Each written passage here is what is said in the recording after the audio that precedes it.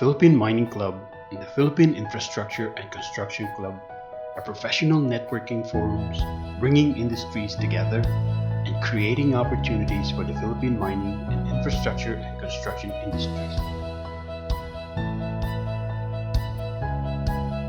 Networking is about giving, not taking. It is about forming trust and helping one another toward mutual goals, regularly engaging with your contacts, and finding opportunities to strengthen relationships. Networking is a great opportunity to exchange best practice knowledge, learn about the business techniques of your peers, and stay abreast of the latest industry developments.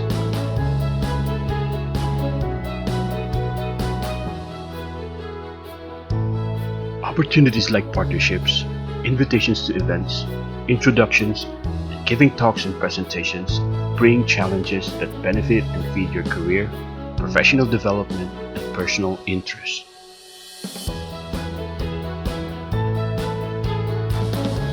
Gaining the advice of experienced peers is an important benefit of networking.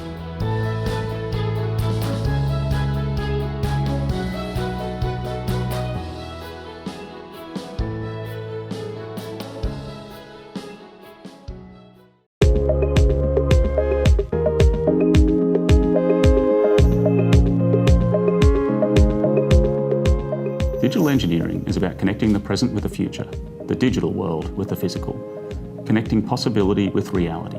Most of all, it's about bringing value to our clients. The projects we work on are exciting and will impact the future of Sydney for years to come, so getting the best outcome calls for working in a smarter way.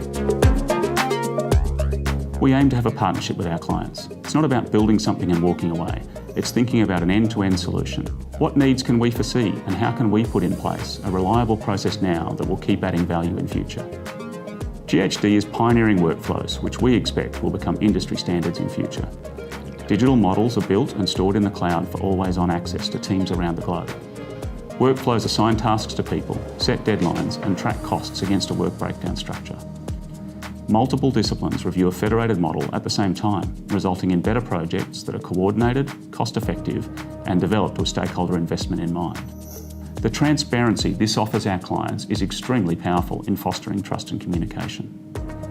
Taking a measure twice, cut once approach saves millions across planning and construction. Changes to a digital model are faster and provide a better coordinated design for our clients. Data and project priorities are thus what drive decision-making. Ultimately, technology is just an enabler for the inspiration that comes from people, and it's the fresh thinking of our staff that we want to support. We want to unlock notions of what's possible and challenge the expectations of what's an acceptable standard. It's a great way for young people starting out in their careers to contribute because the model shows you what will be in lifelike detail. In the same way, it connects clients dynamically with their future project because they can see and interact with it in real time.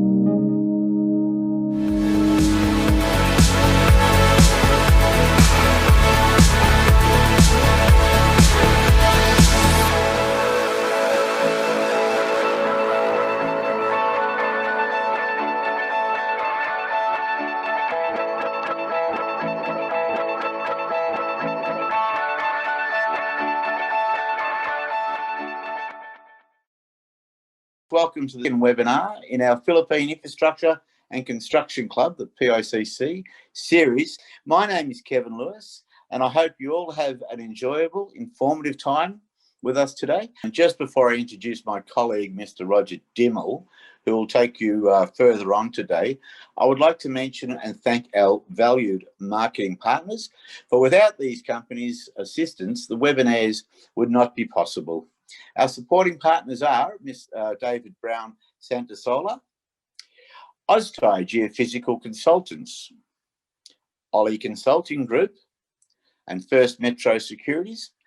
Our foundation partners, Site Skills Training. Site Skills Training offer international recruitment and workforce solutions to companies in the construction, mining and processing and oil and gas industries. Our principal partner is Prime BMD. Prime BMD offer to their clients services for major infrastructure projects throughout the Philippines and Southeast Asia. Expertise, experience and resources are applied across the industry sectors to transport, water, ports, resources, and the energy sector. GHD. GHD has had a permanent presence in the Philippines since 1998 with over 600 professional staff spread across 3 cities in the Philippines. Their main office is in Makati City and the 2 branches now in Cebu City and Quezon City, focused on creating lasting community benefits. GHD leverages on its connected global network of over 10,000 employees to provide engineering and environmental management services to key partners in the energy and resources sectors. The PICC is also affiliated with the Lighthouse Club Manila, ANSCHAM, the Australian New Zealand Chamber of Commerce, and the Philippine Mining Club. Our media partner, of course, is the Philippine Resources and Construction Journal. Now, ladies and gentlemen, I'd like to hand you over to my colleague, Mr. Roger Dimmel, who will introduce you to today's EMCC, and I thank you very much for your time this morning. Thanks, Kevin. Ladies and gentlemen, may I say a few words about our MC today. Attorney Patricia Bunye is a senior partner and the deputy managing partner for administration of Cruz, Marcelo, and Tena Francia. She heads its Mining and Natural Resource Department and the Energy Practice Group. She is also a partner in the Intellectual Property Development. She is a past president of the Licensing Executive Society International, or LESI, from 2016 to 2017, the first Filipino and Southeast Asian to hold the position. She is also founding president of DEWATA, Women in Resource Development, Inc., a non-governmental organization that advocates responsible development of the Philippines' wealth in resources. She is an active member of the Chamber of Mines of the Philippines Legal Committee and is a columnist in the Philippine Resource Journal. She is in the 2020, 2019, and 2018 lists of the Philippines' top 100 lawyers and has been cited by various international law research publications such as Chambers, Legal 500, Asia Law, among many others. Ladies and gentlemen, I will now hand you over to our MC, Attorney Patricia Bunye. Thank you very much, Roger, for the kind introduction. Good afternoon, ladies and gentlemen. I'm very happy to be back as your MC. And before we proceed to the introduction of our speakers, I would just like to highlight the following. Number one, we will be issuing certificates of attendance to the attendees, and you can request a copy from Ms. Joan Falcutella. Second, for your questions addressed to our speakers, you may type them in the Q&A and chat box at the bottom of the screen, and I will read them out to our speakers after their respective presentations during the Q&A. We will hold the Q&A after our speakers have made their presentations. So first, we will have our usual stock market or industry update to be given by Mr. Alexander or Sandy Gilles. Mr. Gilles is a financial analyst working to educate clients of the stockbroker firm First Metro Securities. He used to teach finance in college for undergraduates and for Masters of Business Administration students. Ladies and gentlemen, I now present Mr. Sandy Gilles. Hello everyone in the Philippine Infrastructure and Construction Club. My talk for today is how is the stock market in the Philippines? And number two, how are the shares of stock of Aboitiz Equity Ventures? My name is Sandy Gilles and I'm talking to you now about the stock watch. Okay. Now, Philippine stocks, the recent trends are fortunately upwards. It's the reversal of a downtrend, meaning it's been down since 2020 and then it's gradually moving up now. Reason is that the lockdowns mean that people cannot move around to do business, and business slows down and the economy slows down. So therefore, the stock market also has to slow down. Now the question is whether it will pick up soon. I think yes. Regarding Aboitiz Equity Ventures shares, if sales and profits improve because of infrastructure projects, then the share price may move up from here on. Now, what is the trend? In stock markets or in any financial markets, there are prices of securities. If the share price is moving in an uptrend and it has a chance to continue upwards, then you should follow the uptrend because it might continue upwards. For example, in this diagram, the trend is slowly moving like this, and you're wondering what's next. Well, what's next is that it can continue moving up like that. So very easily, the uptrend might continue. This is the case of Wilcon Depot, where it's an uptrend moving up the hill, and then there's also Ayala Corporation, also an uptrend moving up, and then you also have SM Investments, a big arrow moving up the hill. Century Pacific Food is a little different. It's moving sideways and then finally coming upward. Now, there are times when the trend that you can see is downwards, but it might change direction. So if the trend changes direction, then you should change your opinion and follow the new trend, because the new trend might make money for you. People are staying away because it's been a downtrend, but now as it moves up, you get on board and then you ride it up, even if other people are distrusting that trend. You see, it can still possibly move upwards. Now, the Philippine Stock Exchange has 273 listed companies and the market value of about $273 billion. It started, whatever was the market value of all the available stocks in the 1980s, it was set equal to 100 points. And then by 1988, the number of points got up to 600. And by 2003, the number of points was 1,000. By 2009, it was 2,000 points. And by 2016, it got up to 8,000 points. And that's where it stayed approximately until 2020. And then it declined all the way down below 5,000. And then now it's up to 6,875. So I believe that the decline has been countered by an uptrend. This is the index over the last many years.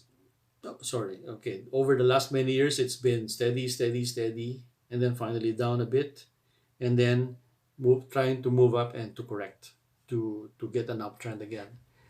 Now, so here I point out that the downtrend has been reversed into an uptrend because it's been since early 2021, it's been still moving downhill, but then towards the end of May, the stock prices started to pick up, right? So first there was a downtrend and then it was reversed by an uptrend.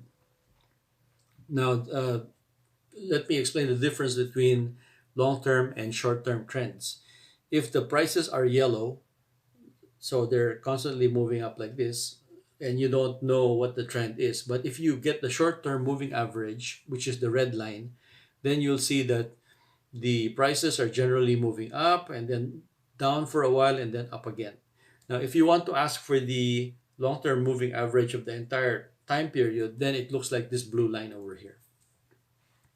Now, in this picture of the Philippine Stock Exchange index of the top 30 stocks, the red line is the short-term moving average, meaning past 14 days.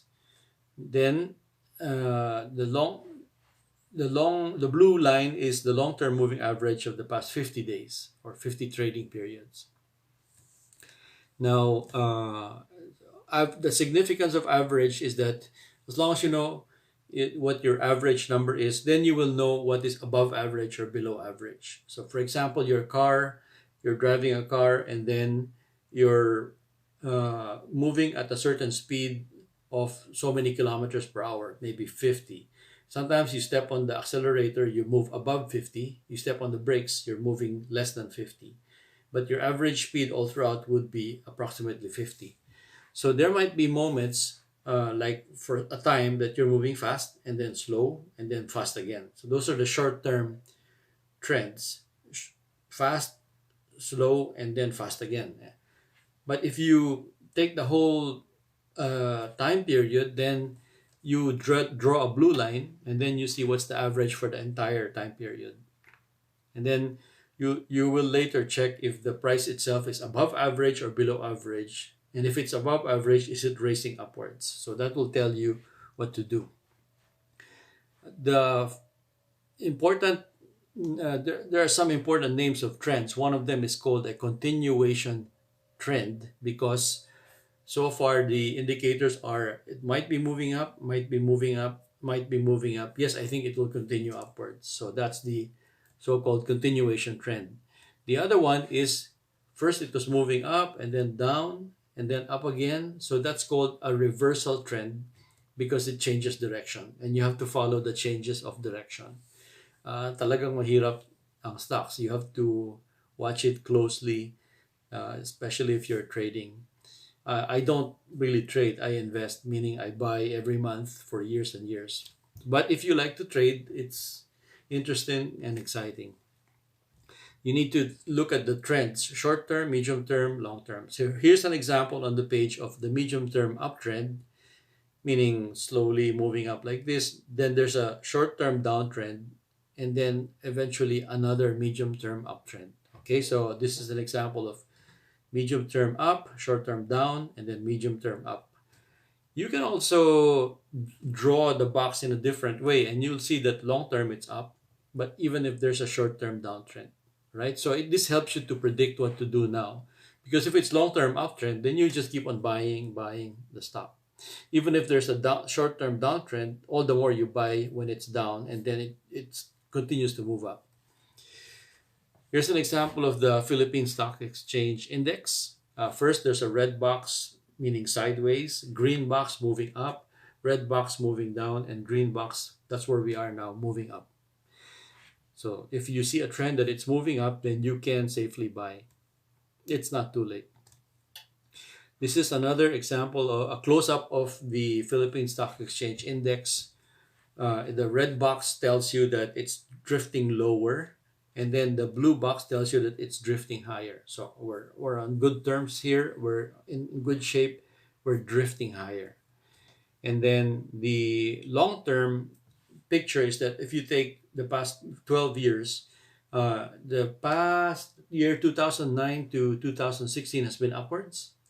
2016 to 20 has been like sideways or downwards. And finally, 2021, we're hoping will move up a bit.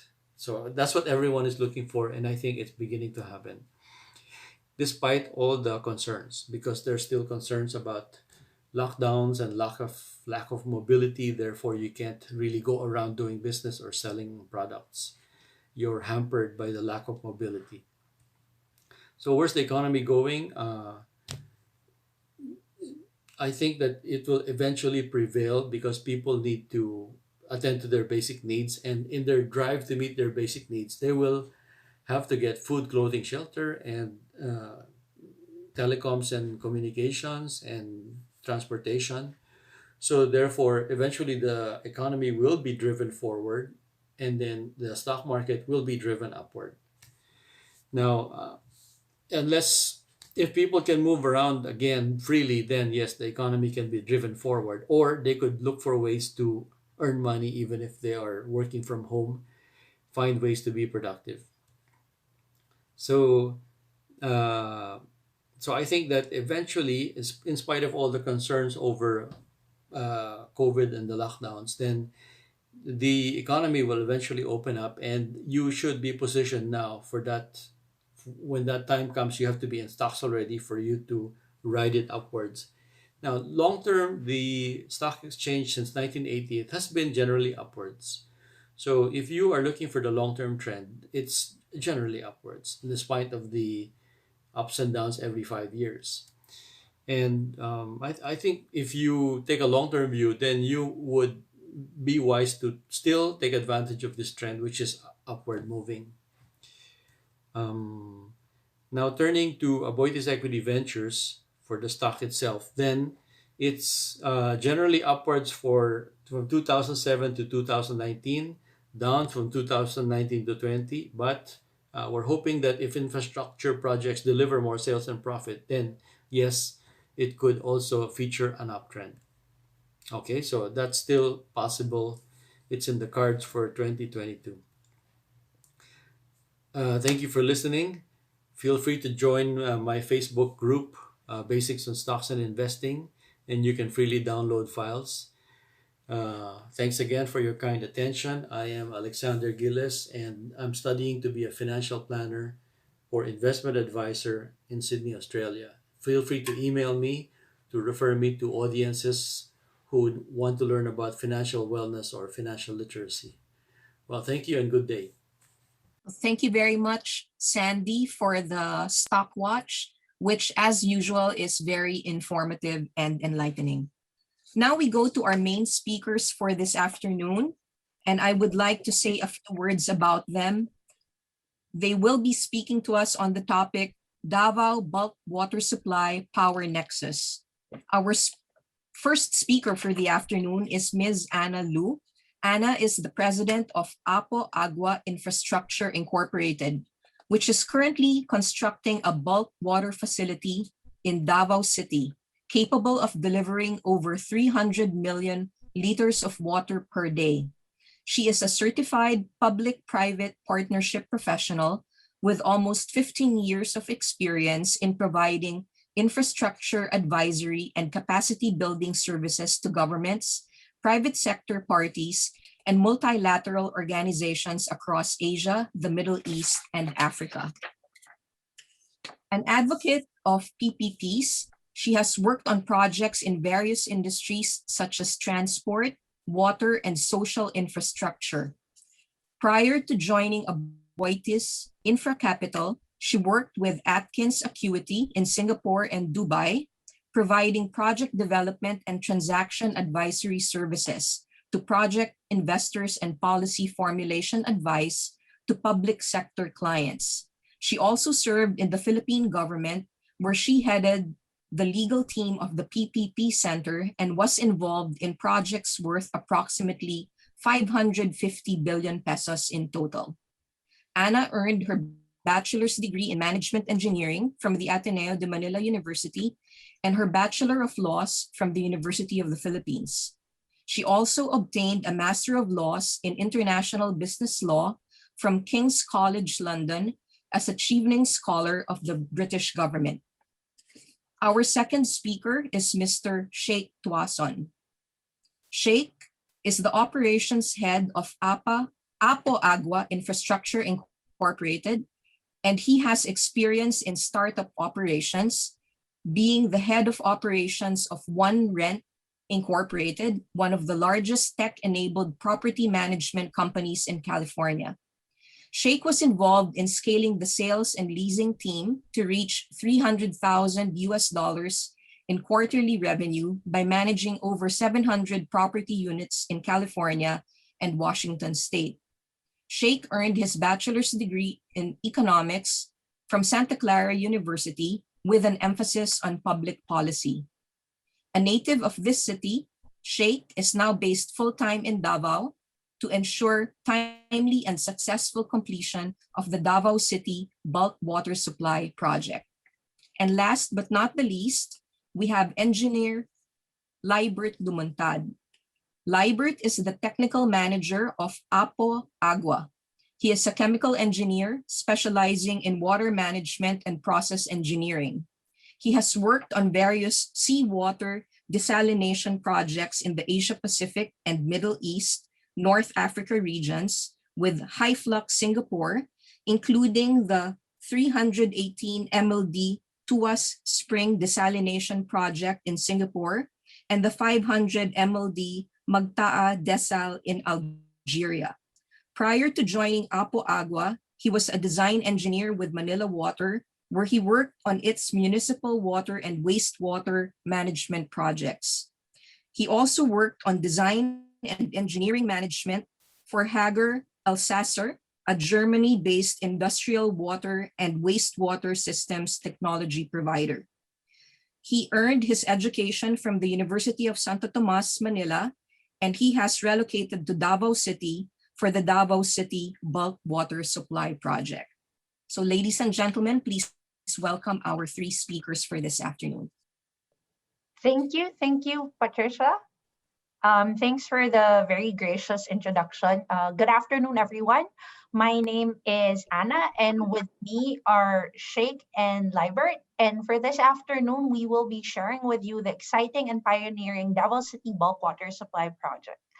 We'll be going over these three topics in the course of the next 30 to 40 minutes. So we'll first talk about the project background and the importance of this project, our construction progress and challenges, and finally, we'll be discussing with you our engagement with our community, with our partner communities. But to start off, here's a quick video to introduce Aboitiz Infra Capital and the Davao City Bulk Water Supply Project.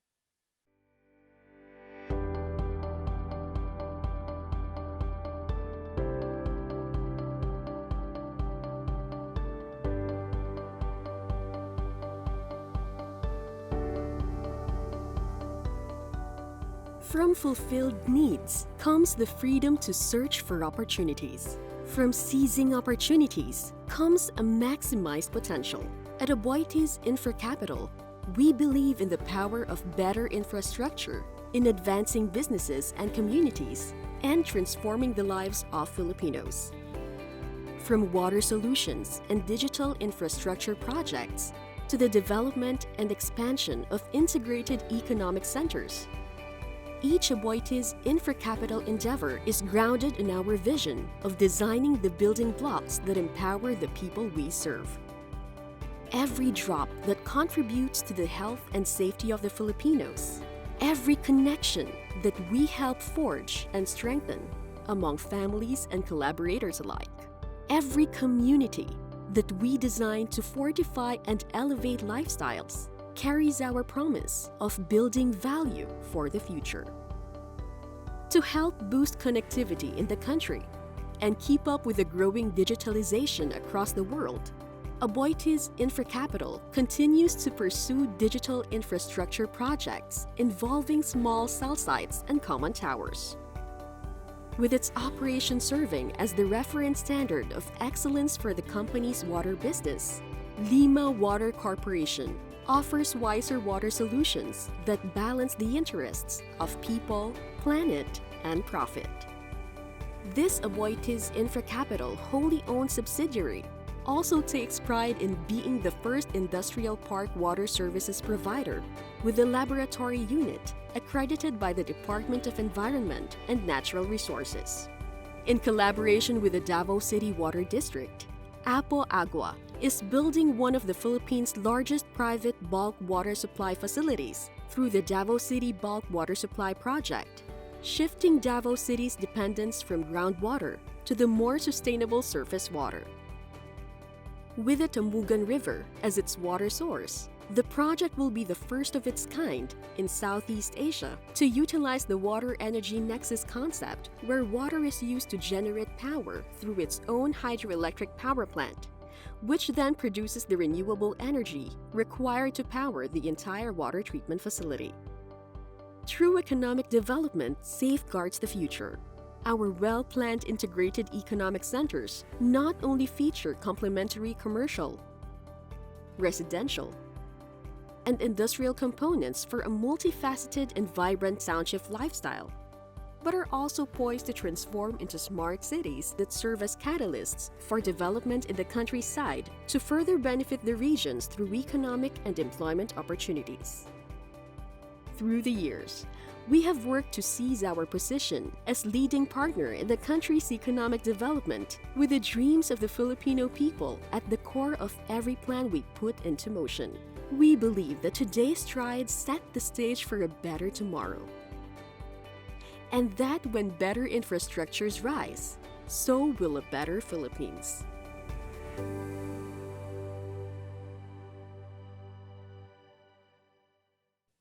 All right, thanks for that. We have another video that will show you just a brief background of the project here in Davao City.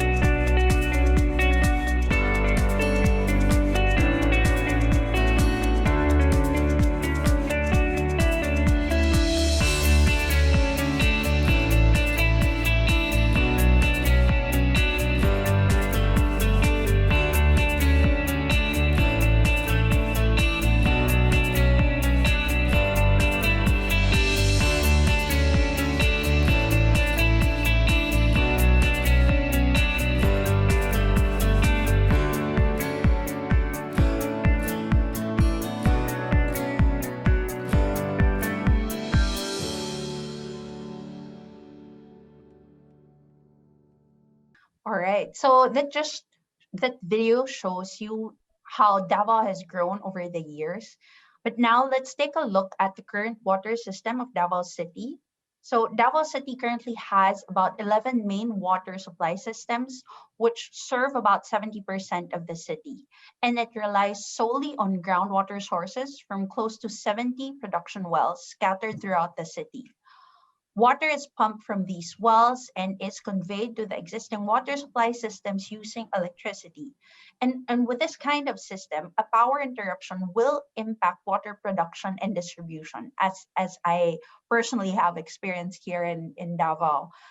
In addition, the water district has also encountered difficulties in serving areas which do not have good sources of groundwater. So the economic growth of Davao City has brought about rapid development and an increase in the population. And this is a really good thing. But in order to maintain this growth, the rising water demand will have to be met in a sustainable manner. Next slide, please. So unfortunately, the groundwater sources can no longer keep up with the demands of a fast developing city, and there's already a danger of over extraction. This can cause the drying up of wells. So this is when the rate of drawing of water is higher than the rate of recharge of the wells. The wells can dry up and will no longer be usable. It can also cause saltwater intrusion. So in normal conditions, the aquifer holds enough pressure to counter the inland movement of seawater.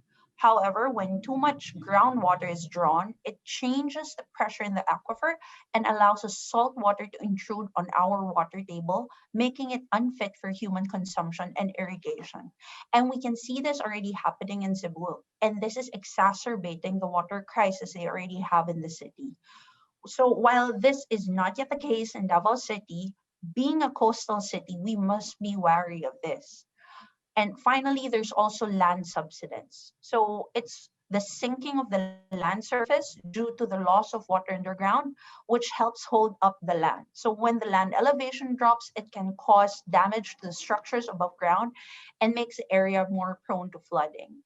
We can see this happening in cities around the world, including a famous example would be Mexico.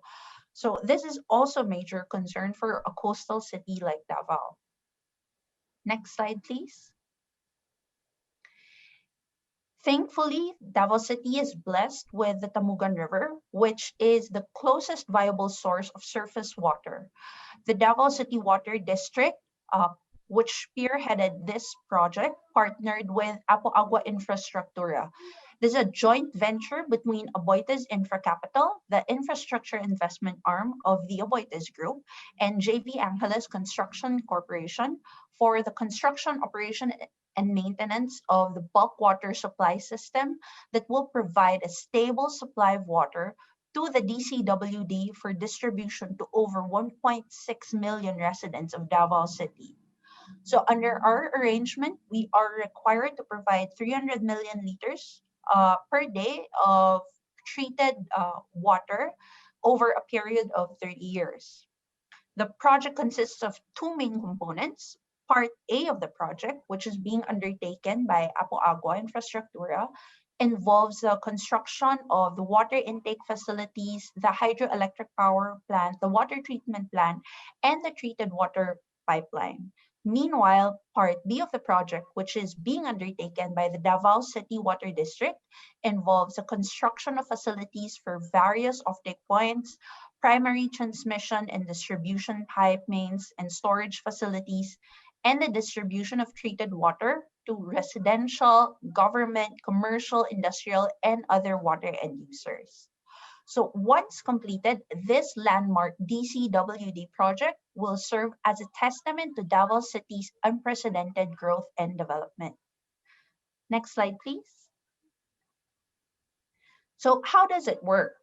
From the Tamugan River, we are constructing a weir to extract the water needed for our facility while allowing the rest of the water to continue to flow downstream. It then goes through 8 kilometers of pipes leading to our run-of-river hydroelectric power plant that will generate the electricity needed to power the water treatment process. So from the turbines, the water will then go through our water treatment process, which will ensure that the water that we produce will meet the Philippine national standards for drinking water before it is distributed via a 57-kilometer pipeline to 8 different offtake points and reservoirs of the Davao City Water District.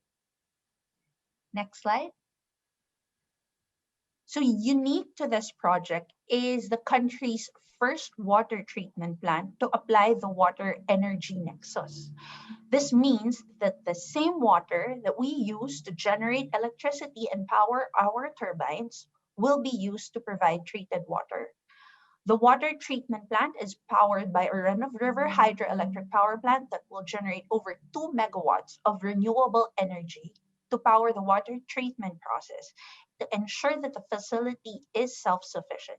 So I'll let our technical expert, Engineer Libert, who's here with us, discuss more about our water treatment process. So Libert, over to you. Okay, thank you. Thank you, Anna, for... Yeah. So our water treatment... So our water treatment process starts from introducing the tail race or the tail water coming from our hydroelectric power plant to the water treatment plant head. So it starts with an inlet well where all the velocities and the water quality are stabilized by introducing preconditioning chemicals to the stream. And then from the inlet well, the raw water is introduced or overflown to the cascade mixer where we inject our coagulant. The coagulant actually breaks the stable colloidal nature of the suspended particles. So this aids treat the raw water from the turbidity or the suspended solids, high suspended solids content in it. From the cascade mixer, the chemical is dispersed all throughout the flow and ensure that the correct amount of mixing intensity or mixing energy is introduced before it is subjected to the next stage.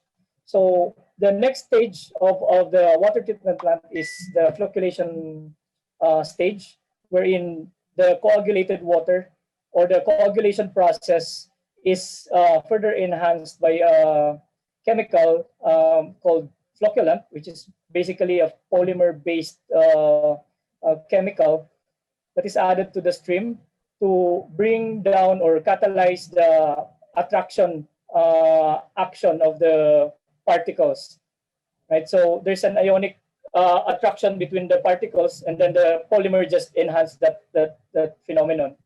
The agglomerated or clustered particles, now called flocks, are or remains suspended in the water and then introduced to the sedimentation tank. So in the sedimentation tank, the water and the flocks mixture is subjected to a natural gravity settling, wherein the readily settlable or readily heavy particles are allowed to settle down in that tank. The sedimentation stage is also fitted with tubular settlers or high rate settlers. This is basically to improve or to minimize the footprint, structural footprint of the sedimentation stage. Without this, we would actually need so much land area. And then in the sedimentation tank further, the clarified water is, of course, subjected or introduced to the next stage, which is the filtration stage. And then the sludge collected at the bottom of the sedimentation tank is introduced to a residuals management system, which ensures that our effluent and solid waste discharges are compliant to the regulation. In the filtration tank, our filtration stage is high rate gravity and granular filtration method. We are using a dual media system in it, comprised of sand and anthracite media. So this can take up to 5 NTU of turbidity and can produce less than 1 NTU of filtered water. The filtered water is then now introduced to the treated water reservoir, wherein at the beginning of the treated water reservoir is our chlorine contact chamber or chlorine contact facility. We introduce gas chlorine solution or to the stream, and the treated water reservoir is able to disinfect the water for a total of 2 hours of chlorine contact time. And the treated water reservoir is also designed to be uninterruptible. So we made it, we made it a 2-chamber system wherein we can operate. We can continue operating at full capacity while the other chamber is being maintained. Now, as you are aware, probably in a potable water system or potable water supply system, we are following certain water safety protocols, and that is maintaining the reservoir is just one of it. So that's the water treatment process, and I can just mention some few salient features of the Davao City Bulk Water Supply Project. The facility can operate both in grid-tied mode and in island mode, meaning it is actually uninterruptible due to power supply availability. And then the treatment process and components are designed with redundant units and systems, allowing full capacity production while performing maintenance works. And the entire facility is governed by a full automatic control system that is in accordance with industry and global standards. So all operations, parameters, data, statuses from all local and remote locations are visible and actionable from a central control room where the SCADA system is housed. And lastly, the Davao City Bulk Water Supply project is also fitted with a full-scale analytical laboratory in-house, which will be able to analyze almost all of the parameters regulated by both the Department of Health and the DENR for their regulations. All right, thank you, Anna. All right, thanks. I'll hand over to Sheikh to talk a bit more about our construction progress and the challenges that we're facing. Okay, so good afternoon, everyone. We'll just be discussing a little bit about our construction progress. What is important to convey is, as of right now, construction is in full swing, and we are working on all of our main construction areas. Next slide, please. So this actually shows the footprint of our project. And there are a few important things we'd like to discuss, but what's immediately very clear is that we have such a very expansive project footprint now. What's important to highlight is that, you know, the unique aspect of the design is if we start at the left side near Barangay Tawan, we have our intake weir where we're extracting water from the Tamugan River. And there's an 8-kilometer pipeline to deliver that water to our water treatment plant. There's a 100-meter elevation so that we can harness the potential energy to generate renewable energy. That's why our water treatment plant is located 8 kilometers away from the extraction point. And then from there, we will be delivering water to 8 different offtake points of Davao City Water District. And a very unique aspect of that as well is that all of the water will be transported by gravity. We will not be using any pumps in our system. And so that's why we really have such a large project footprint that we can see right here, really across the entire Davao City. Now, as what Engineer Libert mentioned also, what's important is because of our large project footprint, we need to be able to control and monitor all aspects of our operations from the confines of our water treatment plant. So, for example, if we need to change the chlorination at an offtake point, how many kilometers away, we can do that because of our fully automated system. And that's one of the unique aspects of this project as well. Lastly, another unique aspect of this is that for Apo Agua and our contractors, JV Angeles Construction Corporation, we have deliberately chosen to locate our pipeline alignments along DPWH and barangay roads. The reason why we've done this is we have lessened our own burden to do right-of-way. Now, obviously, a trade-off of this is because we're doing our pipeline right beside the highway. This has obviously impacted traffic, right, and motorists. So what we have done is we have coordinated with the nearly 20 different barangays who are going to be affected because of our pipeline activities. And we have also closely coordinated with the City Traffic and Transportation Management Office of Davao City. What we have done with the barangays to properly disseminate information is we've actually relied on social media. We have all these chat groups set up with all the different barangays to inform them of our pipeline activities, and also it's a good venue if they want to raise any questions or concerns. And that's really crucial because of the pandemic. We limit our physical interaction. So that's a very, very important communication tool that we've been using to engage with the barangays. Speaking of the pandemic, next slide, please. So speaking of the pandemic, obviously our project has certainly been impacted. And what we see here is actually our manpower levels on site over time. What we see starting from the left side, pre-COVID, we had 2,000 plus workers on site, and there was, construction momentum was really good. Unfortunately, because of the imposition of ECQ, which resulted in cessation of construction activities, we really had to demobilize our construction workforce, and of course, construction stopped. Now, with the lifting of ECQ, we were fortunately able to remobilize our workforce. However, because of the strict COVID protocols put in place, such as social distancing, has impacted the productivity of our workforce. For example, if we have an open trench where we're pipelaying, previously where we could put in about, let's say, 20 workers to conduct backfilling, because of social distancing, now we can only put 5. So that's just an example of how our workforce has been impacted because of productivity. The next one is also because of mobility restrictions. Our suppliers and our subcontractors have also been impacted because of the restrictions between Davao and Manila, and of course between Davao and outside of our borders.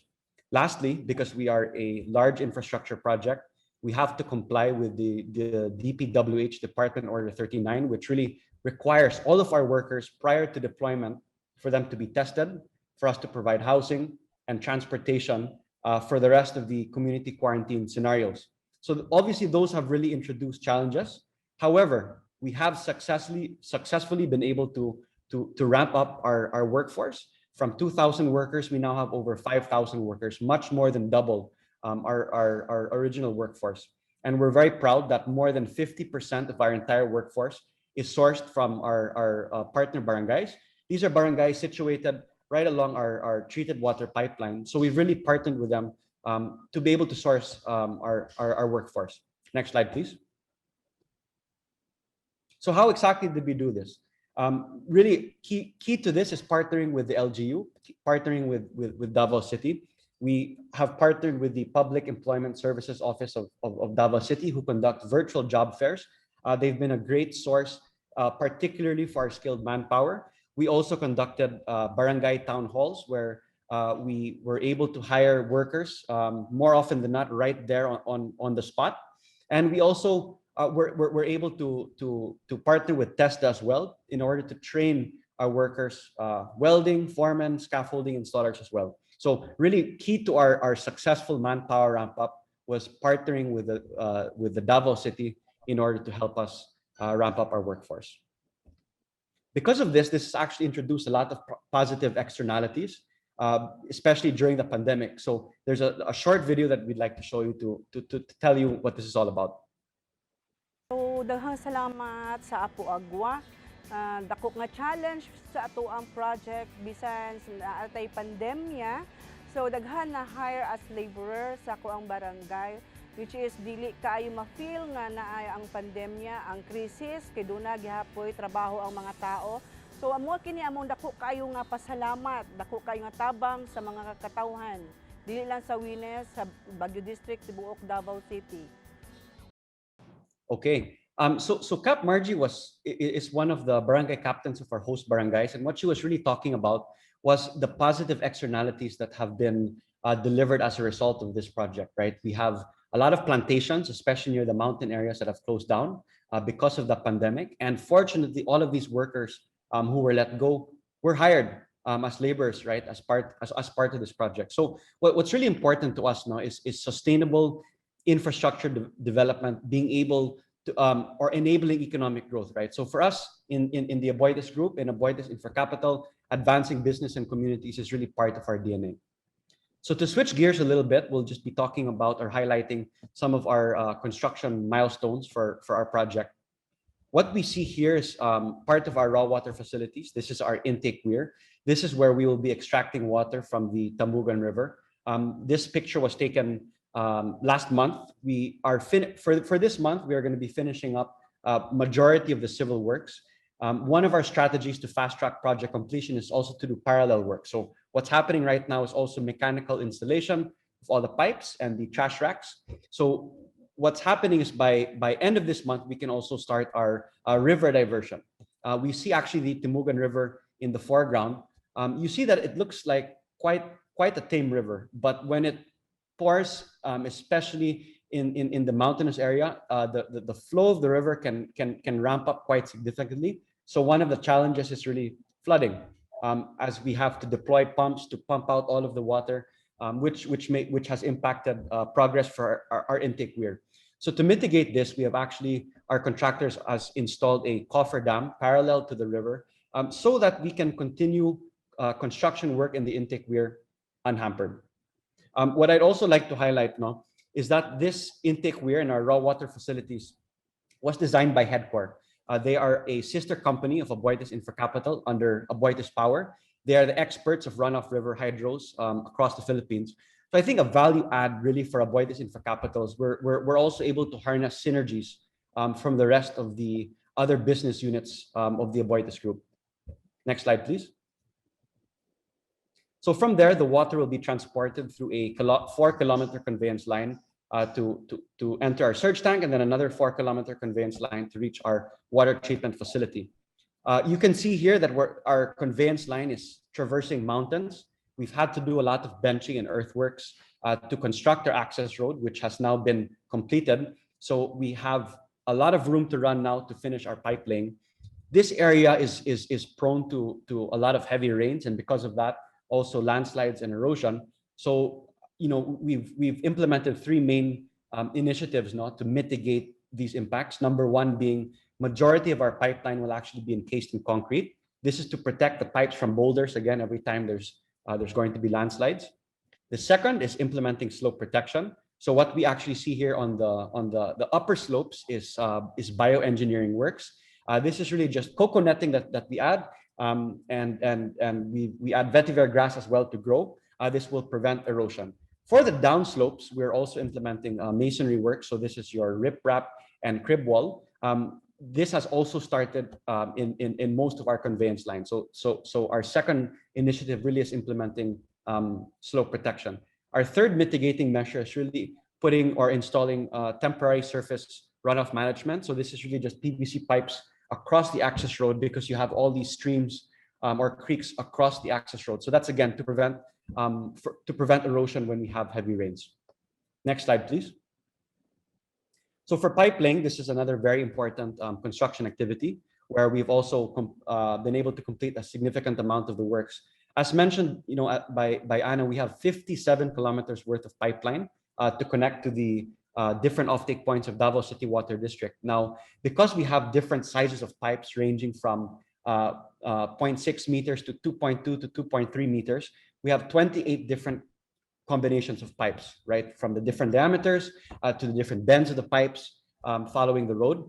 So we're also fabricating our pipes in the nearby Panabo city. We have round-the-clock 24/7 pipe fabrication to meet our aggressive schedule. Most of the pipe fabrication has been completed as well.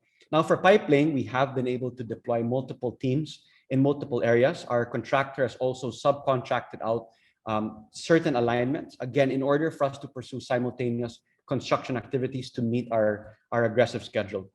A few challenges here is obviously, again, the weather. We are entering the rainy season, so we've also had to deploy lots of submersible pumps to be able to pump out all of the water.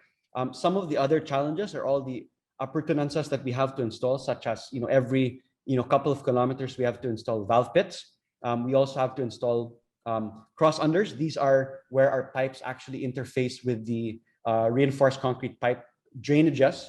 So these are quite difficult to install. We have 140 different cross unders that we have to install. So that's really our main focus now, that most of the straight pipelines have already been completed.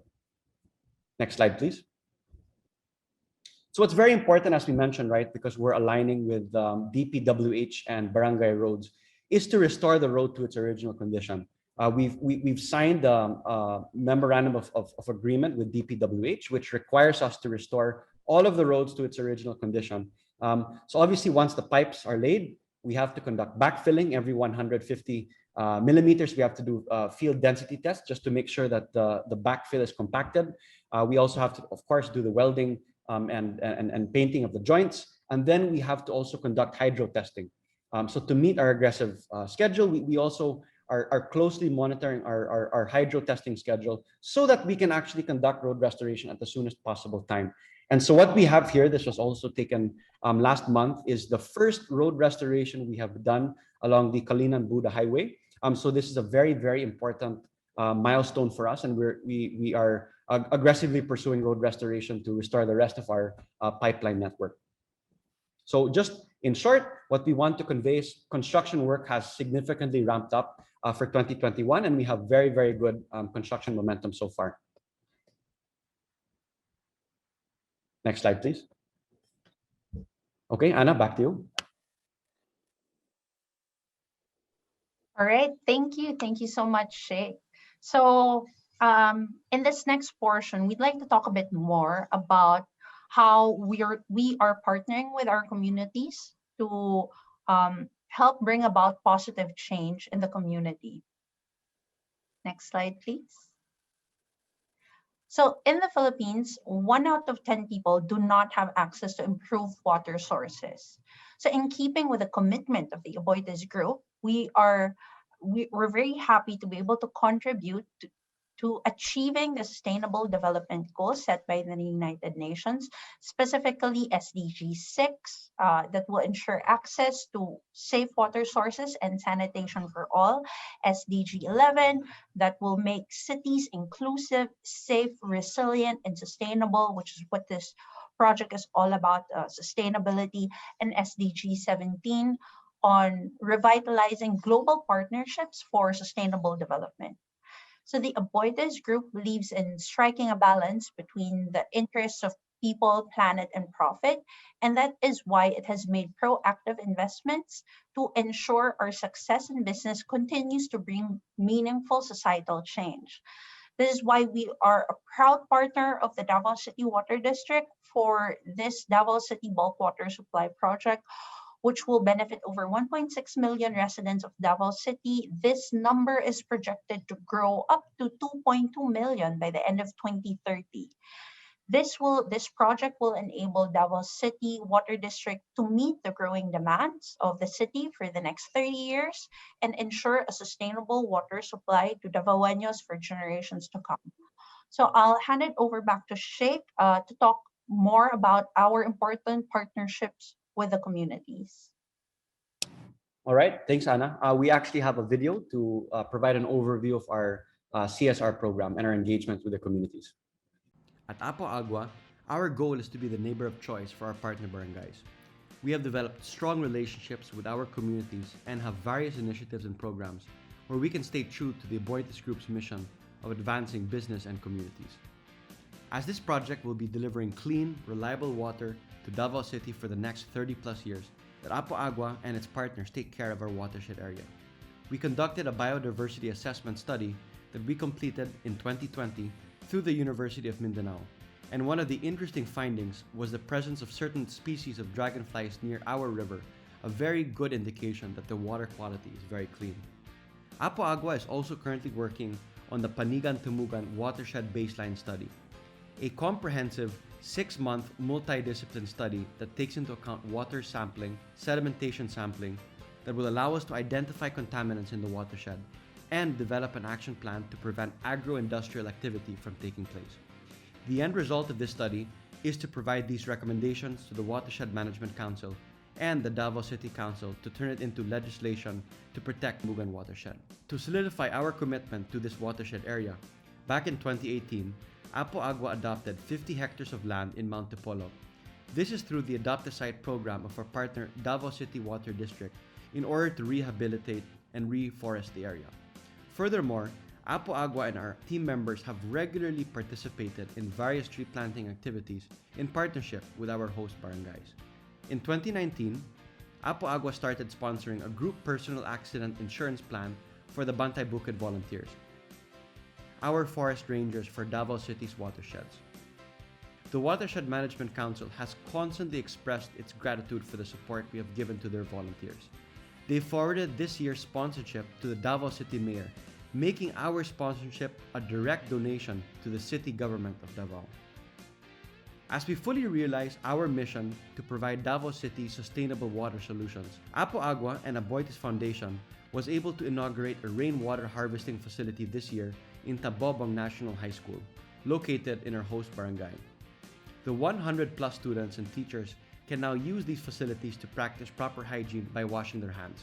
We are now applying this model elsewhere, and we are eager to apply it to 4 host barangays as beneficiaries. As part of our commitment to our host barangays, we also have a scholarship program that started in 2019 that provides high school financial assistance and college scholarships to the brightest minds of our community. We are very proud that Apo Agua can support 10 college students and 10 high school students in their educational journey. We will continue these programs and will be adding additional scholars this year. I'm Sam Kenobi Tero, a scholar of Apo Agua. It was a challenging journey. I was down and thinking I might not continue to pursue my dreams. One of the most significant challenge was when my mother died due to cancer. A piece of me died, my world fell apart. My experience on the Apo Agua scholarship program is impressive. Everything is taken care of by the company, and all I need to do is focus on my studies. Also, the assigned personnel are very approachable. They also help us when we struggle on our studies and our personal lives, providing motivational talks and securing our well-being, especially our mental health. It brings a massive help for me to achieve my goals and dreams. In life, we should be grateful of all the blessings that comes our way. As a chosen scholar of Apo Agua, I am blessed to be one of them. Not all has given this kind of opportunity. This scholarship is the best, and I am blessed beyond measure being a part of the Apo Agua scholars. And with that, I am going to do the best that I can to be a good example or role model for others to see that anything is possible as long as you are willing to give it all your best. To Apo Agua, daghang salamat. Okay, so that was just a nice little overview of our community engagements. What I'd just like to highlight from the videos was actually our watershed baseline study, which is, as mentioned, a comprehensive multidiscipline 6-month study so that we can actually develop an action plan to protect the Panigan-Tamugan watershed, right? Which will be really delivering the water source of Davao for generations to come. So what's important is for us to actually partner with the Watershed Management Council here in Davao, with the LGU, and with the barangays to actually turn this into enforceable legislation. And this is really important as one of the key ESG initiatives for us in the Aboitiz group and for Apo Agua. Another aspect of our CSR or community engagement programs is, we really want to focus on long-term engagements, right? We don't really want to focus on just one-off programs, right? We want to deliver sustainable livelihoods and really harness also, again, the expertise of the rest of the Aboitiz group. So for example, for the rainwater facility, we partnered with the Aboitiz Foundation to provide, to allow students to wash their hands. Imagine these more than 100 students in Barangay Tambobong no longer have to be distracted about where to wash their hands. They don't need to walk to a farther place to wash their hands, allowing them to focus really on their studies. Another initiative was we partnered with the Afal Muka Co-op in Barangay Winas. And we partnered with Pilmico, who is a feeds company, another group of the, a part of the Aboitiz group, where we provided a layer package. This is layer chickens, cages and feeds, so that we can actually equip the co-op to have a sustainable source of income. And lastly, as we mentioned, we showed you a picture of our intake weir. Because we need to actually connect our intake weir to the grid, and the intake weir is actually in a far-flung place. We were able to work with Davao Light, another sister company of the Aboitiz group, to energize that area. So the Purok in Barangay Tawan-Tawan, in that area, these residents can now connect to the grid, something that they were not able to do before. So again, for us in the Aboitiz group and for Apo Agua, it's really focusing on sustainable community engagement initiatives that will allow us to advance business and communities. So that was a little bit about our community engagements. Anna, back to you. All right, thank you so much, Sheikh. And that ends our presentation for the Davao City Bulk Water Supply Project. Thank you very much, everyone, for joining us this afternoon, and we hope you enjoyed the presentation. So we're here to take in questions. I'll hand it over to Attorney Patricia. Thank you very much, Anna, Sheikh, and Libert for the very interesting presentation. And as you three were presenting, a number of questions were already posted in the Q&A box. And thank you very much, Anna, for answering a number of them. I hope that later you won't mind sharing some of the answers again with the audience, because I think they would want to know your answers to some of the privately answered questions. But in the meantime, I'd like to state that it's quite impressive that the project targets the Sustainable Development Goals of the UN. And the latter half of the presentation spoke about the high level of community engagement. So clearly, this is an area where you are doing very well.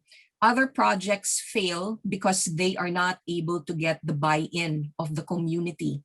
So if you were to be asked about certain best practices that have enabled you to move forward, what would these be in terms of engaging with the community? Because, you know, it's very practical. Sheikh mentioned earlier that during the pandemic, even if you're not able to physically interact with your stakeholders, there is a way for them to reach you through Viber. Am I right?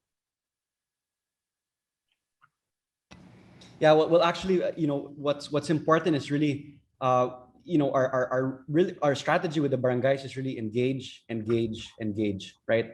Really understanding them, spending time with the barangay captains, with the rest of the barangays to understand what their needs are, and being able to deploy our CSR resources based on what their needs are. It's really focusing on that match. And another strategy, as we mentioned, is really focusing projects on recurring projects, right? We don't want, you know, we don't only focus on a one-time donation. Once you do that, that's it, right? It's really recurring projects that constantly deliver value to the barangays, that constantly deliver value to their livelihoods, and so that they can be equipped, right, moving forward. So those are, for me, those are for us now, those are some of the two key strategies. And I'm sure you'd like to add as well. Yes, absolutely. I think at the very heart of what we do here, there's one word that's really of paramount importance to us, and it's partnership. Whether it's partnership with our project partner, the Davao City Water District, with our contractor, with the various communities, that's really very important to us. So that's why we maintain an open line of communication with all these different stakeholders. We conduct regular updates for them just so they know how the project is going along and what challenges that we face. And in doing so, they're actually very, very helpful. Once they know, okay, this is a difficulty that we're facing, they're very helpful in helping us solve these problems. So that's why for us, this project really is a partnership between us and the entire city of Davao. Thank you very much. Earlier, it was mentioned that the project is well on schedule. The construction is going very well. Would you care to share, and it has been asked in the Q&A, what are the factors that have helped in the ramp up of the construction activities? All right. So yes, I mean, we're despite the pandemic, we were actually very lucky to be able to continue with construction, not just continue, but actually ramp up our manpower. So I'll let Sheikh take the lead on answering this question, because he's actually the one who has been in close touch with all the barangays, all the different government agencies that helped us with our manpower ramp up. Okay, so I think we really are blessed here in Davao to have such strong support coming from the LGU. Honestly, we would not have been able to ramp up our workforce as significantly if it wasn't for the support coming from the barangays and really the support coming from the city council and the government agencies. So they were really key in helping us find the workers and helping us ramp up the workers. Another strategy that we've been focusing on is really working directly with our contractor, JV Angeles Construction Corporation, and really finding out different strategies to ramp up our workforce. This includes ramping up different subcontractors to do work simultaneously, This also means doing parallel work activities. As I mentioned, in the intake, we're not only doing civil works, but we're also doing mechanical works as well. So doing the parallel works really to make sure that we can meet our aggressive schedule. So it's really just working hand in hand directly with the Davao City to help us ramp up our manpower, and working hand in hand with our contractor and their subcontractors to make sure we implement all the possible strategies to be able to fast track our project completion. Thank you. Well, this is a long-term concern. There was a question in the chat box that mention was made earlier that the project will secure water supply to the city of Davao for the next 30 years. So they want to know, what are the plans for after this 30-year period? Yes, so after the we are actually very open to exploring further opportunities with the Davao City Water District. Should they need to augment their water supply sources to be able to cater to Davao City and its growth beyond the next 30 years. Mm-hmm. Thank you.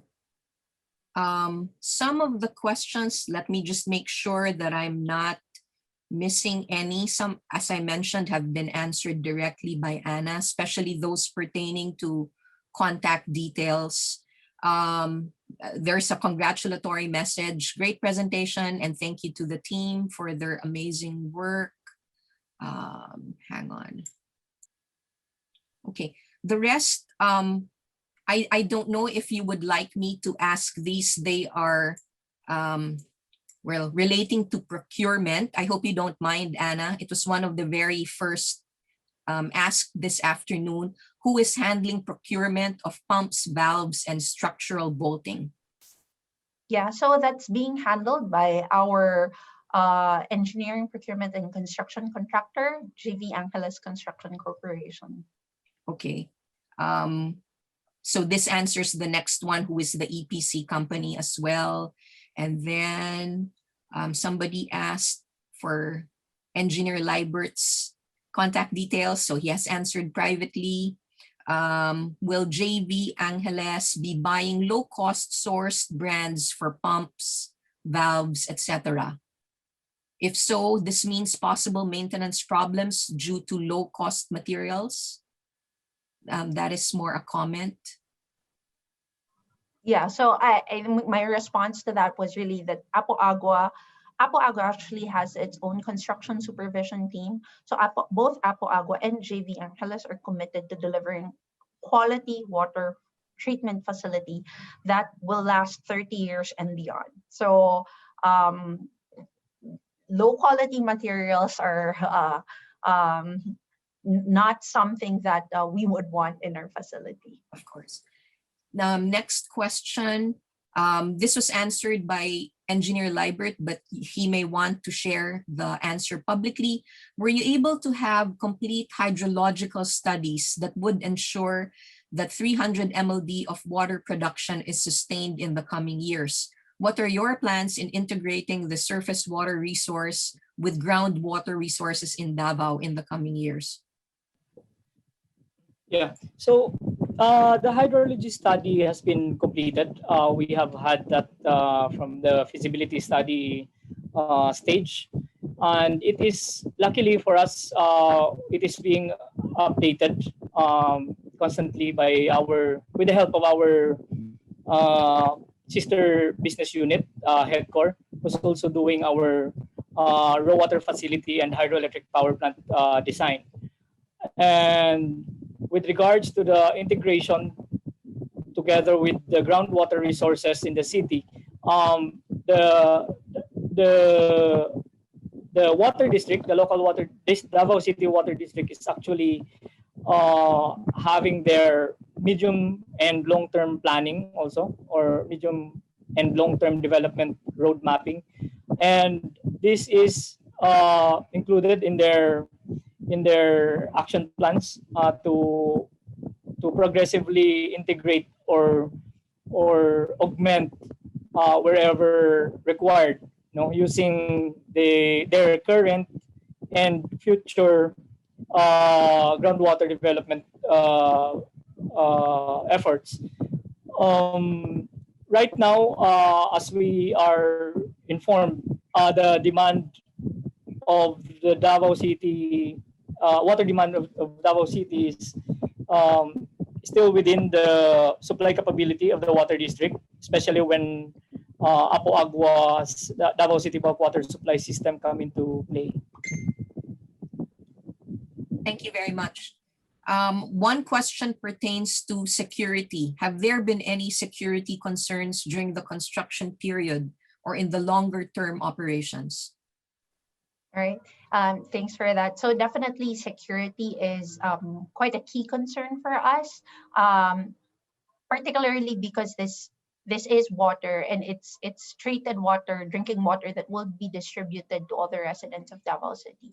So safeguarding not just our raw water facility, but also the source of the river is very important to us, as well as the rest of our physical facilities. So I'll let Libert discuss a bit more about our security measures.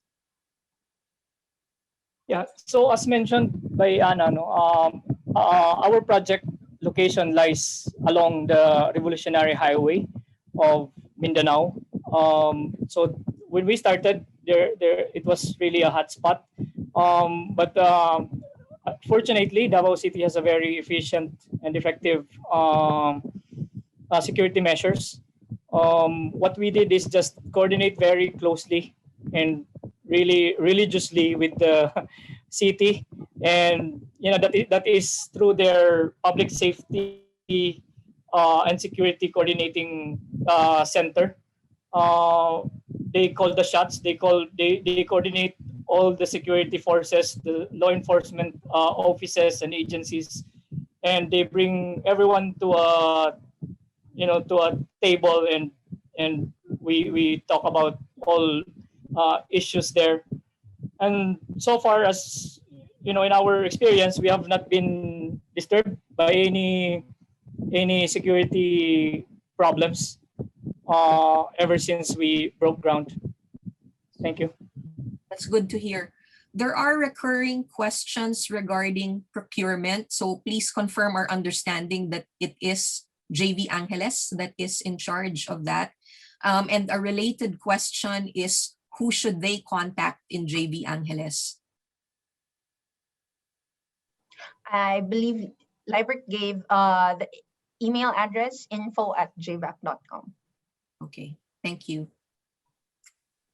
Let me see. I hope I'm not missing any more questions in either the Q&A box or the chat box. There is one question. Well, I will read it as it is phrased. I don't want to make any mistake in if I rephrase this. I have a community water source in Mindanao area, not belonging to Davao. Can you guide me if I wanted to set up? Shake. Yeah. Thanks for that. So I think well, definitely if it's something that they would like to partner with Aboitiz Infra Capital in developing, that's something that we can look at, depending on where the location is. So please feel free to reach out to us directly about that. Yes. All right. I think I have read all of the questions in both the chat box and in the Q&A. So unless there are any final questions to be posed by the audience, I think that ends the Q&A. Gone. So again, thank you so much, Anna, Sheikh, and Libert for your answers to the questions this afternoon. And before we close, I just want to reiterate that those who need certificates of attendance may request copies from Ms. Joan Falcotella. And for our next speakers for the Philippine Infrastructure and Construction Club webinar, and the Philippine Mining Club webinars. We will announce these on our numerous social media platforms and in our newsletters. Finally, before we close, I would also like to inform you about the upcoming Philippine Mining Club presentations in the next weeks. On Friday, June 18, we will have Clean Earth Tech talking about 3 topics. First, clean mining test results and progression. Second, Philippine Artisanal Gold Council test project in the Philippines. And 3, an Enviro Risk Assessment report on their Clean Earth reagent. Later on in June or in early July, we will have a presentation by B2 Gold.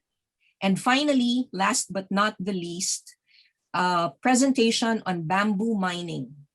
This is a bamboo mining summit on sustainable mining communities, which are using bamboo for income generating opportunities and environmental stewardship. This will be in late July or in August.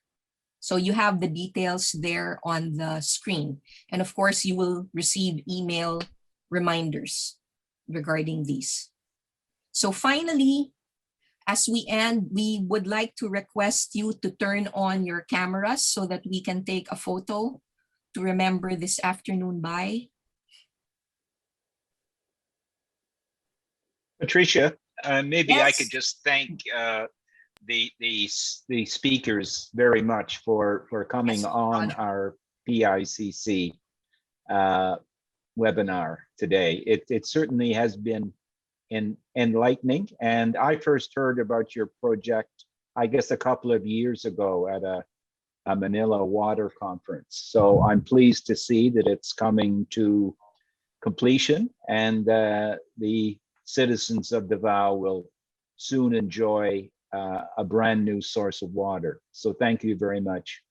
And thank you, Patricia, again, for being our MC. And I hope we will see you back again on our upcoming webinars. Certainly. And thanks everyone for joining us.